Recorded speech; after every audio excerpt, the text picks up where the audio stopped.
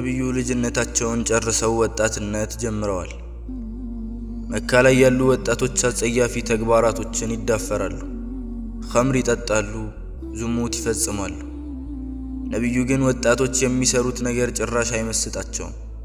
ጊዜያቸውን በሥራ ያሳልፉ ነበር።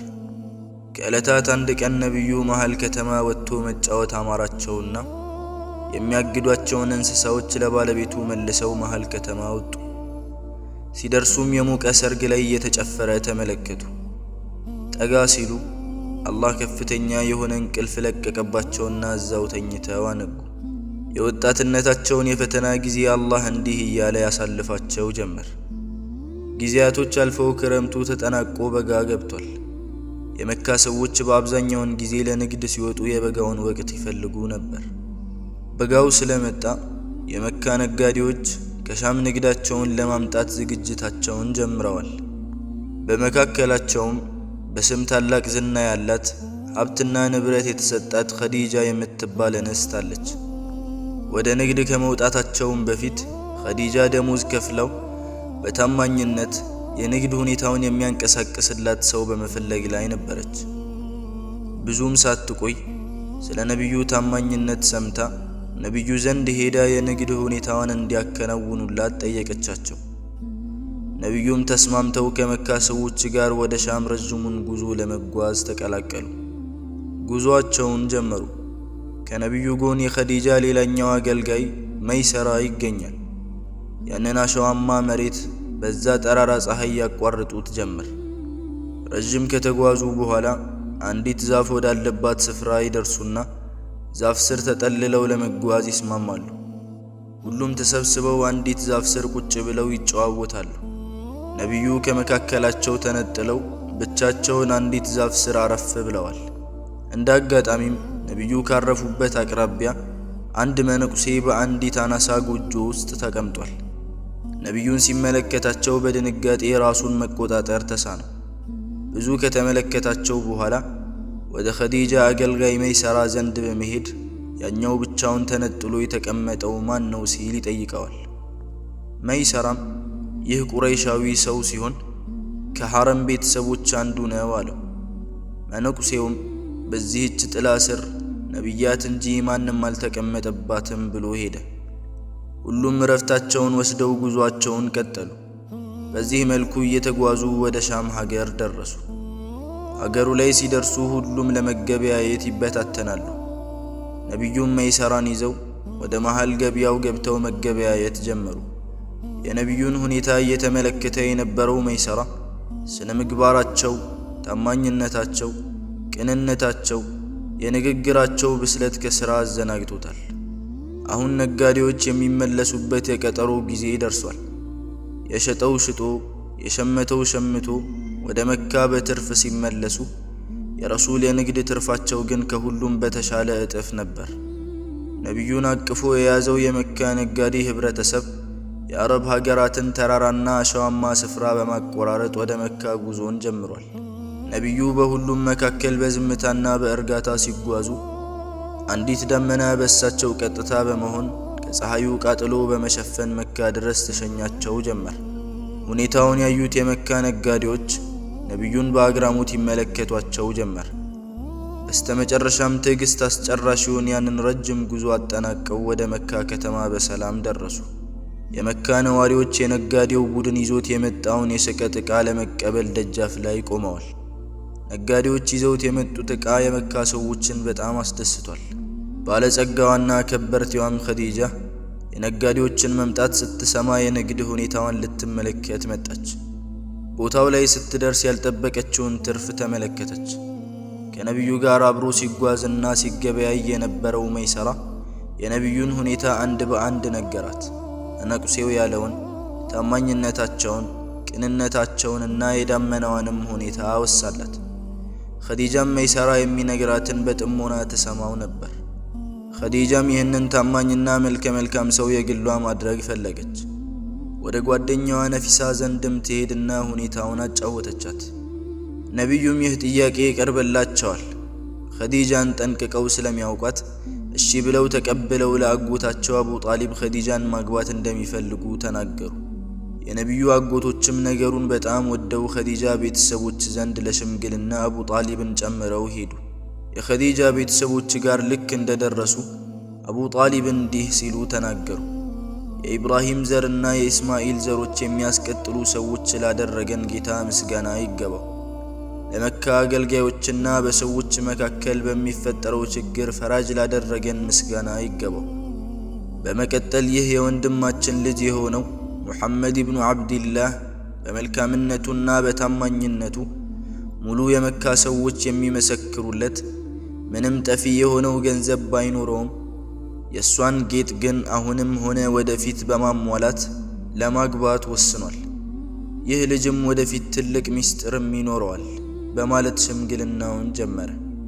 የኸዲጃ ቤተሰቦችም ቀድሞውኑ ነቢዩን ጠንቅቀው ስለሚያውቋቸው ሳያቅማሙ ልጃቸውን ሰጡ። ከዚያም በኋላ የመካ ሰዎች ኖረው ማያውቁትን የተረጋጋና የፍቅር ኑሮ ከኸዲጃ ጋር መኖር ጀመሩ። በእሷም 6 ልጆችን አገኙ። ሩቀያ፣ ዘይነብ፣ እሙ ኩልሱም፣ ፋጢማ፣ ዓብዱላህ እና ቃሲም በመባል ይታወቃሉ። ከዕለታት አንድ ቀን የመካ ነዋሪዎች ከዕባን እድሳት ላይ ሳሉ ሀጀረል አስወድን ማን ያስቀምጥ በሚል ይጨቃጨቃሉ። አልፎም ወደ መገዳደል ጫፍ ይደርሳሉ። ከዚያም ሁሉም የጎሳዎችን ሰዎች በማረጋጋት በአንድ ውሳኔ ይስማማሉ። በዚህ በር የገባውን ሰው እናስፈርደዋለን ብለው ተስማሙ።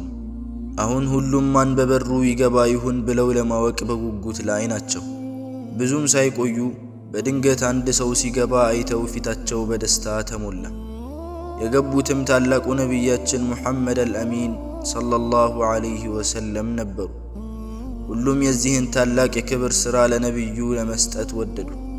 ነቢዩም ሰለላሁ ዐለይሂ ወሰለም በጎሳዎች መካከል የተፈጠረውን መጋጨት ተረድተው ስለነበረ በላያቸው ላይ የለበሱትን ሪዳ ወይንም ፎጣ በመዘርጋት ሀጀረል አስወድን እዛ ላይ አስቀመጡት። ሁሉም የጎሳ መሪዎች የፎጣውን ጫፍ ይዘው ወደ ካዕባ እንዲያስጠጉት አደረጉ። ካስጠጉትም በኋላ ነቢዩ ሰለላሁ ዐለይሂ ወሰለም በተከበሩት እጆቻቸው አንስተው ካዕባው ላይ አስቀመጡት። ከዚህ በኋላ የነቢዩ ሁኔታ ተቀያየረ። ብቸኝነትን ቅርብ ወዳጅ አድርገው ያዙት። ስለዚህች ዓለም አፈጣጠርና ስለ ፈጣሪዋ በጥልቅ ማብሰልሰል ጀመሩ። ነገሩንም ሰፋ አድርገውት ጌታቸውንም በማምለክ ላይ ጠንካራ ሆኑ። አምልኳቸውንም ለመፈጸም ስንቃቸውንም ይዘው ሂራ ወደ ተባለ ዋሻ በመሄድ ብቻቸውን ሌት ተቀን ማሳለፍ ጀመሩ። ወደዛ ዋሻ ሲሄዱ ሁል ጊዜ ሰላምታን የሚያቀርብላቸው ድንጋይ እንደነበረ ተናግረዋል። እስኪሞቱም ድረስ ያስታውሱት ነበር። አሁን ነገሩ እየተገለጸ ነው። ረሱላችን በህልማቸው ያያቸው የነበሩ ነገራቶች በሙሉ በእውን እየተመለከቷቸው መጥቷል። በዚህ ሁኔታ ነቢዩ 40 ዓመታቸውን ያዙ። እንደ ተለምዷቸው ዋሻው ውስጥ ሆነው አምልኮትን በማድረግ ላይ ሳሉ ጅብሪል ዐለይሂ ሰላቱ ወሰላም በሰው ተመስሎ ወደ ዋሻው ዘልቆ ገባ። ምንም ሳይናገር ነቢዩን አንብብ አላቸው። ነቢዩም ማንበብ አልችልም አሉት።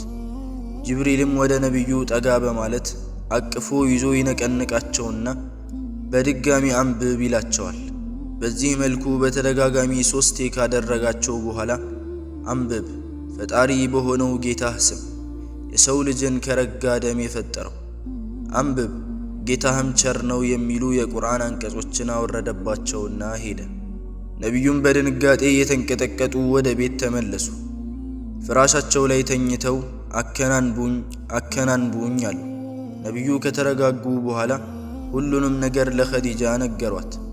ኸዲጃም የነቢዩን የቀድሞ ሁኔታ ስለምታቅ በበሳል ንግግር አብሽር፣ መቼም አላህ ዝቅ ሊያደርግህ አይደለም ብላ ነቢዩን አጽናናቻቸው።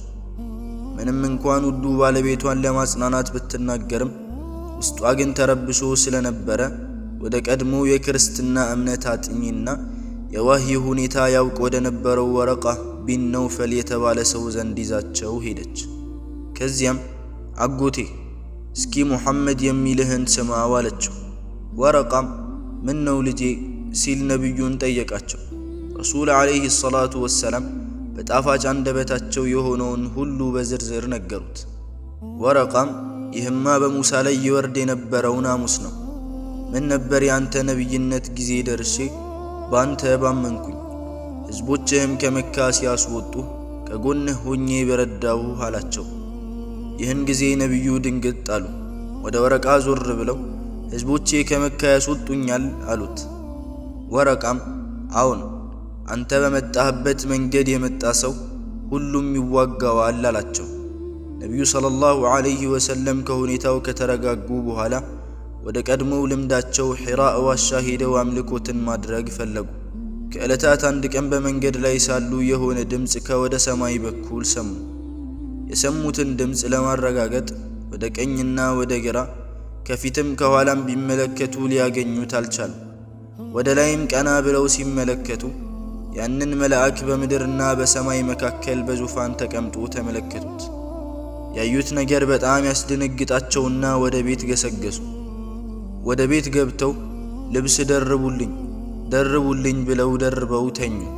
ልክ እንደተኙም ጅብሪል ዓለይሂ ሰላቱ ወሰላም መጣና አንተ ልብስ ደራቢው ሆይ ተነስ፣ አስጠንቅቅም፣ ጌታህንም አልቅ፣ ልብስህንም አጥራ፣ ጣዖታትንም ራቅ የሚል የቁርአን አንቀጽ አወረደባቸው። ከዚያም ረሱላችን ዓለይሂ ሰላቱ ወሰላም ዳዕዋ የማድረግ ግዴታ እንደተጣለባቸው አስተዋሉ። ቅርባቸው ላሉ ሰዎች ዳዕዋን በማስተላለፍ ጀመሩ። ኸዲጃን ወደ አላህ መንገድ ጠሯት። እሷም የአላህን ጥሪ ተቀበለች። በመቀጠል ቅርብ የሆነ ጓደኛቸው በሳል የሆነና በስነ ምግባሩ የሚታወቀውን አቡበክርን ረዲየላሁ ዐንሁ ወደ አላህ መንገድ ጥሪ ያደረጉለት። እሱም ለአላህ ጥሪ እጅ እግር ሰጠ። ዓሊይ ብን አቢ ጣሊብንም ረዲየላሁ ዐንሁ የ12 ዓመት ልጅ ሆኖ ወደ አላህ ጠሩት። እሱም ለጥሪው እጅ እግር ሰጠ። ከዚያም አቡበክርም ከዙሪያው ያሉትን ሰዎች ወደ አላህ በሚስጥር መጣራት ጀመረ። ዓብዱራሕማን ብን ዐውፍ፣ ዑስማን ብን ዓፋን፣ ዙበይር ብን ልዓዋም፣ ጠልሐት ብን ዑበይድላህ እናም ሌላም ሰዎች በአቡበክር ረዲየላሁ ዐንሁ ምክንያት እስልምናን ይቀላቀሉ ጀመር። ያኔ እኛ በምናውቀው መልኩ ሰላት አልተደነገገም ነበር። ጎህ ከመቅደዷ በፊት እና ጀንበር ከመጥለቋ በፊት በረሱል መሪነት ሁለት ረክዓ ይሰግዱ ነበር።